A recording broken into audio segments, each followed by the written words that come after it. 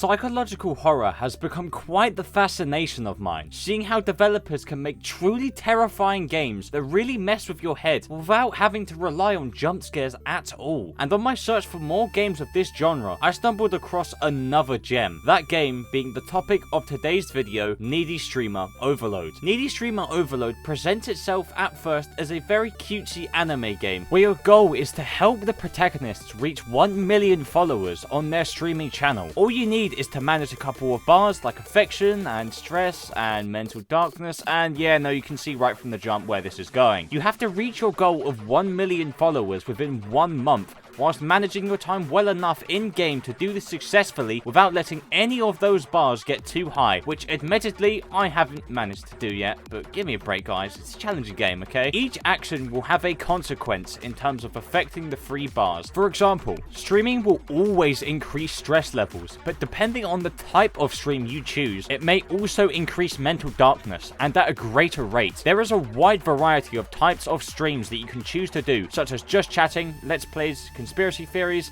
and some more interesting streams, we'll just say. And as I mentioned, all of these streams will increase certain statuses at different amounts, along with increasing stats like communication, which then in turn increases the amount of followers you obtain from streams that require that stat. If this isn't making too much sense, then don't worry too much, just know that there are different types of streams that you'll need to utilize to maximize the amount of followers you can obtain per stream. Other than streaming, there are also other activities you can do, such as hanging out with MCs, searching online, going out, sleeping, and doing drugs, and oh god, again, you can see where this is going. These actions are necessary to decrease stress and mental darkness, along with obtain new stream ideas, but enough trying to vaguely explain the mechanics, it's time to get into the real horror of the game. Allowing the mental darkness and stress meters to rise too high results in the protagonist having some severe mental breakdown moments, causing them to say things that they don't want to be alive anymore, and even telling you to cut her, whilst the game forces you to press onto a button to do so. It's just extremely disturbing, and touches on some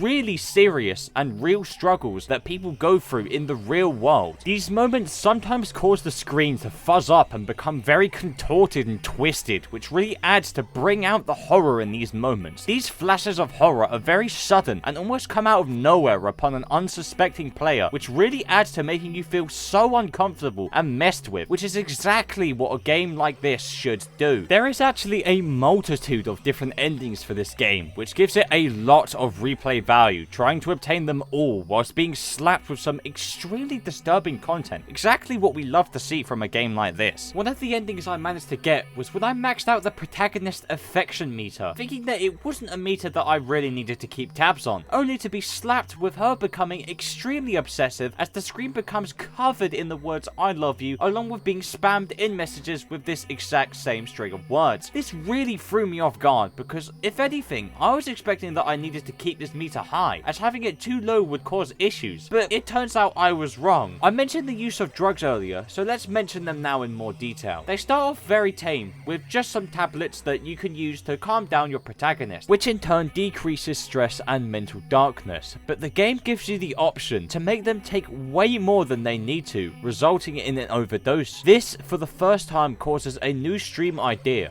but also makes the screen fuzz up and start going brazy like I mentioned earlier. After you've done this a couple times, you obtain another drug, repeat the process, and you start to gradually obtain stronger drugs until she is taking what the game brands magic paper, completely skipping days of streaming just to get high. Each drug seems to have its own weird screen fuzz along with some really strange sound, which just really messes with you. Going down this road led me to get the ending Blazing Hell, where the protagonist says that she can't do this anymore and doesn't want to continue living, and then stating that you'll still be together even in another life, before the game abruptly ends. Going back and watching the footage for this, I realized how dark this really is, as she is so stressed and mentally disturbed from everything that she ended her own life. The way it abruptly cuts you off is just so messed up too, and really adds to how shocking and disturbing this ending really is.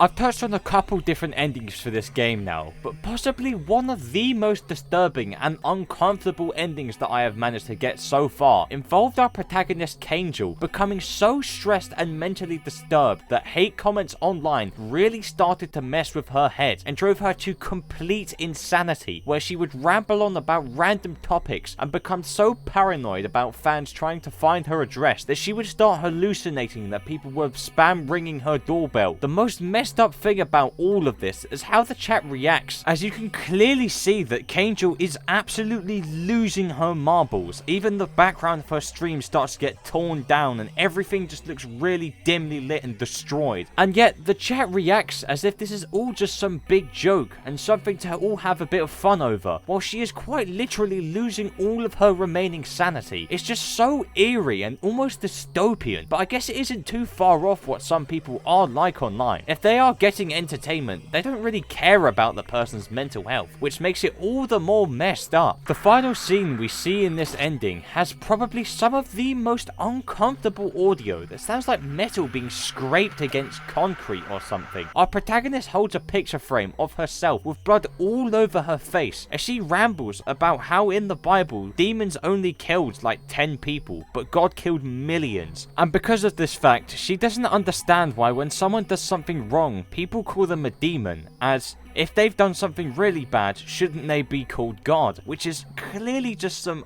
outlandish, insane rambling, which clearly is a clear sign that she has lost all of her marbles. There are all the screws loose in her head, and she needs to go and find some serious help, because this is like some next level insanity. And once again, what makes this scene so messed up is the way that the chat is reacting, as if absolutely nothing is wrong and there is absolutely nothing to be worried about. And it's even more messed up this time because they're not even making fun of the situation, which is already terrible, but they're just going on and making comments about her appearance and things like that, which is just so messed up. Whilst I kid you not, like, the most psychotic rambling ever clearly needs to go to some extreme like mental health ward or something like that, and they just act as if absolutely nothing is wrong and everything is fine, which is obviously very clearly messed up. The game then promptly ends, as it does seem to with most of the endings in this game, which I was so happy about because I could not take any more of that audio. It actually shook me to the core, and I don't know why. Just the whole situation on top of it really threw me and left me so disturbed. Overall, I think this job does an absolutely fantastic job at trying to represent how it is to be someone who is held at a high stature and the stress of people constantly looking in at you whilst you're trying to manage your own mental health and stress levels and all sorts. I feel like this does a really good job at presenting that, especially in the ending I've just talked about, where you become so stressed and mentally dark that even the smallest comments online can send you into an absolute spiral in mental health before going absolutely mental and losing your marbles completely. I would really recommend going and checking out this game. I'll leave the link in the description because it is such a good game, and once again, so much replay value. I still haven't even come close to finishing this game yet, and I already really rate it very highly. Ironically, this video has sort of become a bit of a psychotic rambling. I'm sorry, this video really hasn't had all that much structure. It has been a bit all over the place, so I apologize about that. Well, that's all from me today then.